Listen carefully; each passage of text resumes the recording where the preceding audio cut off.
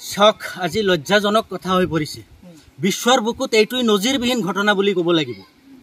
যি সময়ত নেকি অসম চৰকাৰ হস্তম হৈ আছিলে, বিটিচি চৰকাৰ হস্তম হৈ আছিলে, সেই সময়ত হাগ্ৰামা মহিলাৰী নেতৃত্বাধীন বিটিচি চৰকাৰ আৰু অসমত তৰুণ গগৈ নেতৃত্বাধীন কংগ্ৰেছ চৰকাৰ আছিলে।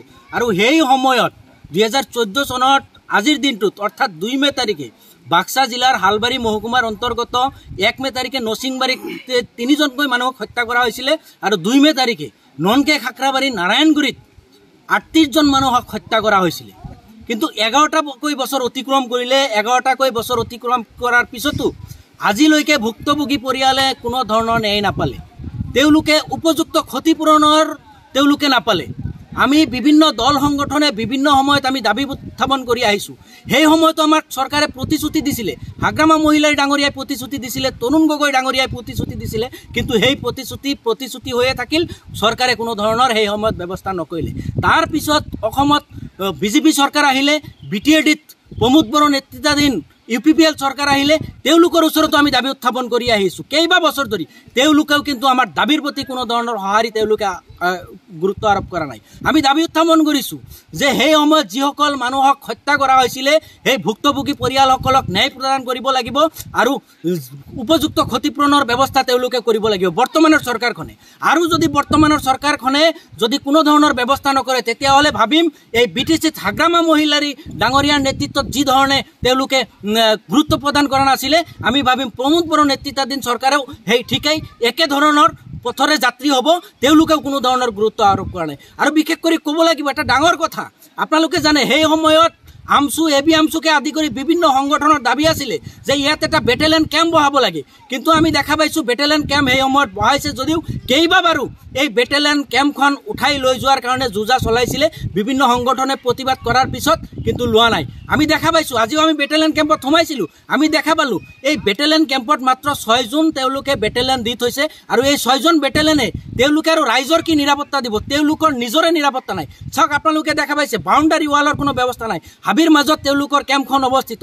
তেওঁলোকৰ কোনো ধৰণৰ তেওঁলোকে যে পাৰাপাৰ হ'ব, নদী এখন আছে, এই নদী পাৰাপাৰ হোৱাৰ কাৰণে কোনো ধৰণৰ তেওঁলোকৰ নাৱৰ কোনো ধৰণৰ ব্যৱস্থা নাই। পাব্লিক নাৱত তেওঁলোকে অহা যোৱা কৰিব লাগে। তেওঁলোকেও দুখ প্ৰকাশ কৰিছে। আমি দাবী উত্থাপন কৰিছোঁ চৰকাৰৰ ওচৰত, এই বেটেলিয়ন কেম্পখন অতি সোনকালে তেওঁলোকে আৰু অলপ ভালদৰে কৰাৰ ব্যৱস্থা কৰিব লাগে, বাউণ্ডাৰী ৱালৰ ব্যৱস্থা কৰিব লাগে আৰু অধিক বেটেলিয়নৰ ব্যৱস্থা ইয়াত কৰিব লাগে আৰু ভুক্তভোগী পৰিয়ালসমূহক ন্যায় প্ৰদান কৰিব লাগে। যিহেতু ভুক্তভোগী পৰিয়ালসকলে প্ৰতি বছৰেই তেওঁলোকে আজি যেনেকৈ আপোনালোকে দেখা পাইছে দোৱা অনুষ্ঠানৰ আয়োজন কৰিছে, প্ৰত্যেক বছৰেই তেওঁলোকে কৰি আছে। আৰু আমি এই দোৱা অনুষ্ঠানত এইবাৰ আমচু এবি আমচুকে আদি কৰি বিভিন্ন দল সংগঠন আমি একত্ৰিতভাৱে উপস্থিত হৈ ঐক্যবদ্ধভাৱে আমি চৰকাৰৰ ওচৰত দাবী উত্থাপন কৰিছোঁ, পুনৰাই দাবী উত্থাপন কৰিছোঁ। ভুক্তভোগী পৰিয়ালসকলক ন্যায় প্ৰদান কৰিব লাগে আৰু উপযুক্ত ক্ষতিপূৰণ যিখিনি দিয়াৰ কথা আছিলে উপযুক্ত ক্ষতিপূৰণৰ ব্যৱস্থা কৰিব লাগে। নহ'লে অনাগত দিনত হাগ্ৰামা মহিলাৰীৰ যেনেকুৱাকৈ পতন হৈছে, BTADত UPPL চৰকাৰ বৰ্তমান প্ৰমোদ বড়ো নেতৃত্বাধীন চৰকাৰৰ কিন্তু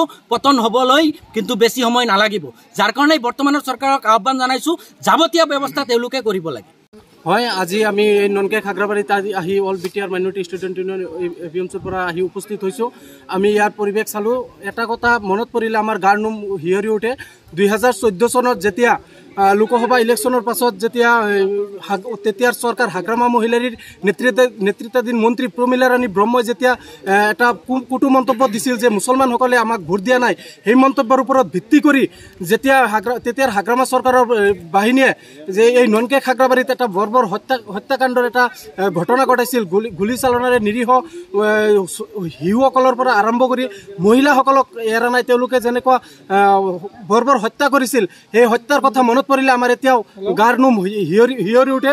আৰু তেতিয়াৰ এই ৰঙা তেজৰ বিনিময়ত যিটো আমি পাব লগা হ'ল, যিটো আমাৰ এতিয়াও মনত পৰে, সেইটো আমি কেতিয়াও নাপাহৰোঁ। তেতিয়াৰ BPF চৰকাৰক আমি প্ৰত্যাহ্বান জনাইছোঁ আৰু সেইটোৱে BTRবাসী ৰাইজে একত্ৰিত হৈ BPF চৰকাৰক বিদায় জনাই প্ৰমোদ বড়ো চৰকাৰক যে আঁকোৱালি লৈছে, সেই প্ৰমোদ বড়ো চৰকাৰে যিটো প্ৰতিশ্ৰুতি দিছিল যে BTRত শান্তি চুক্তি এটা ঘূৰাই আনিব, শান্তি চুক্তি আনিব, আমি অকল শান্তি পালেই নহ'ব, এই শান্তিটো আমাৰ চিৰস্থায়ী হ'ব লাগিব। আমি প্ৰমোদ বড়ো ডাঙৰীয়াক আহ্বান জনাইছোঁ এই যিটো ননকে খাগ্ৰাবাৰীৰ ঘটনাৰ যিটো হত্যাকাৰীসকলক অতি শীঘ্ৰে দৃষ্টান্তমূলক শাস্তি দিব লাগে আৰু যাৱজ্জীৱন জেল হাজতলৈ নিব লাগে।